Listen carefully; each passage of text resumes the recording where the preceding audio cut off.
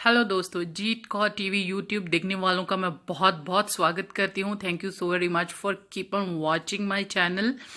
And मैं सबसे पहले आपको ये पूछती हूँ कि आप सब लोग कैसे हैं। जो भी मेरे वीडियोस देखते हैं, कंटिन्यूसली वीडियो देख के क्वेश्चन पूछते हैं, मैसेजेस मैं देखती हूँ, अपडेट्स होते हैं। मेरे फेस पेज पे भी बहुत सारे मैसेजेस हैं, पर वो किसी रीजन से या नेटवर्क की प्रॉब्लम की वजह से फेस पेज खुल नहीं रहे मैसेजेस।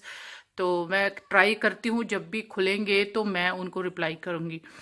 एंड दूसरी एक चीज़ है कि अब जो सिनेरियो चल रहा है उसके दौरान अगर मैं आपको ये कुछ गाइड करूं कि स्टडी वीज़ा कैसा होगा एंड विजिट वीज़े के क्या रेट्स होंगे, क्या डॉक्यूमेंट्स होंगे, या वर्क परमिट के क्या प्रोसेस हैं, अभी ये जो टाइम है ये राइट टाइम नहीं है वो सब चीज़ों को गाइड करने के लिए, क्योंकि अभी पूरी ही दुनिया पैंडमिक में है। और सबसे पहले हमारी ड्यूटी यही बनती है कि हम अपने आप को सेव करें, और हम जब अपने आप को सभी लोग सेव करेंगे तो पूरा देश ही ऑटोमेटिकली सेव हो जाएगा। हम बिना ज़रूरत के घर से बाहर ना जाएं। एंड यही हालत पूरी दुनिया के हैं। पूरी दुनिया में लॉकडाउन चल रहे हैं, बहुत बड़े बिजनेसेस जो हैं वो बंद पड़े हैं, इसेंशियल बिजनेस ही ओपन है। तो जाहिर सी चीज़ है कि पूरी दुनिया में ही अभी एक नेगेटिव टाइम चल रहा है। And this is not the right time to speak about immigration and the immigration status, क्योंकि सभी लोग लॉकडाउन की वजह से घरों पे हैं। कोई भी काम नहीं चल रहे हैं, सिर्फ वही काम चल रहे हैं जो वर्क फ्रॉम होम हो सकते हैं। इमिग्रेशन के कोई भी काम किसी भी कंट्री में वर्क फ्रॉम होम के हिसाब से नहीं चलते हैं। तो अब ये जब कोविड-19 जो है ये क्योर होगा या उसका वैक्सीन आएगा, तो उसके बाद में सभी कंट्रियों के क्या प्रोसेस होंगे, वो लोग क्या एप्लीकेबल चीज़ें जारी करेंगे।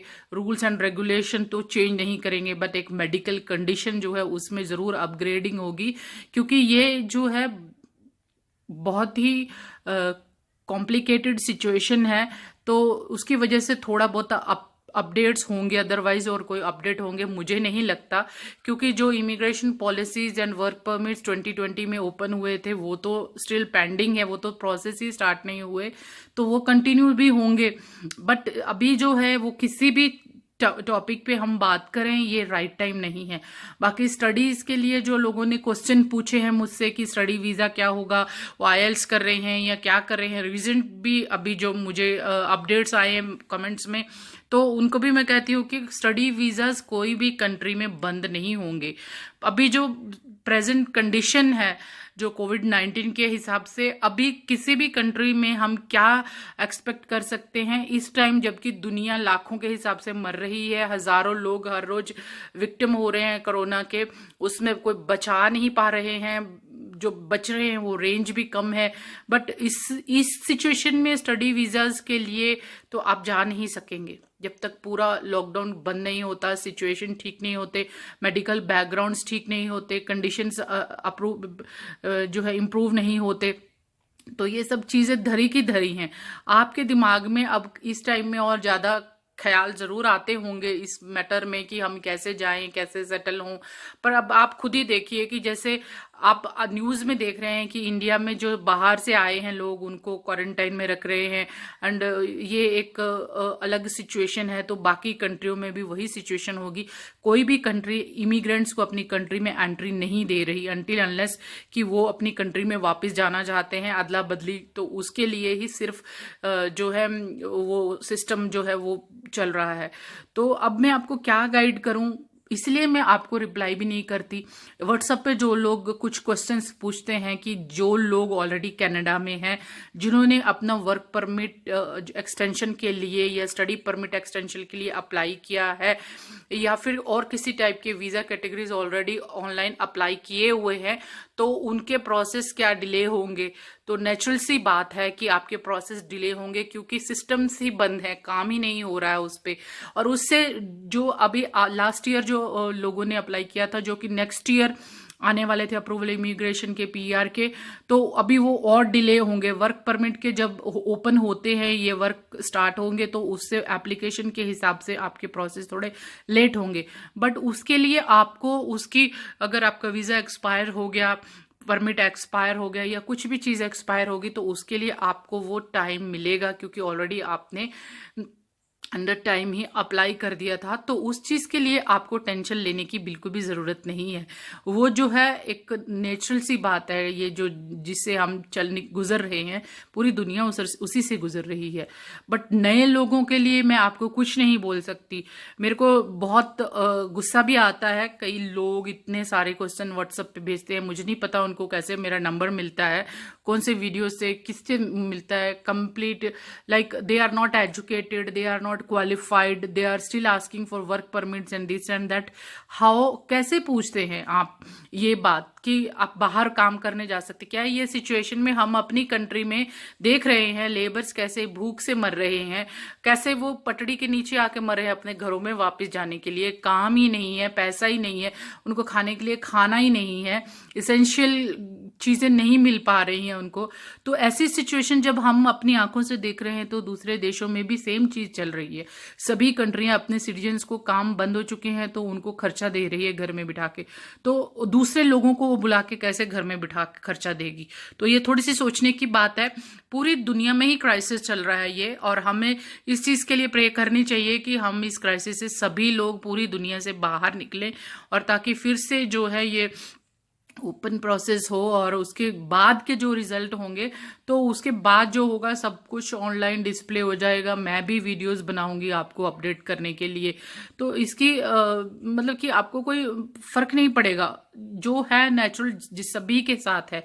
और दूसरी एक बात मैं और आपसे कहना चाहती हूँ कि ये जो क्राइसिस है सभी के साथ है। मुझे पता है कि बिजनेस भी बंद है, एंड जो इंडस्ट्रीज हैं, जिन लोगों ने लोन लिए हुए हैं, उनको टेंशन है, फ्रस्ट्रेशन है, एंजाइटी हो रही है, घर में बंद है लोग 2 महीने से।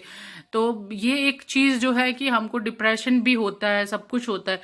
बस एक ही चीज मैं आपसे कहती हूँ कि अपने आप को थोड़ा सा उस चीज के लिए मेंटली प्रिपेयर करें कि एक नेचुरल डिजास्टर है, ये निकल जाएगा। आज 2 महीने हो गए हैं, मतलब जनवरी में ही, चाइना से तो नवंबर से ही चल रहा है ये।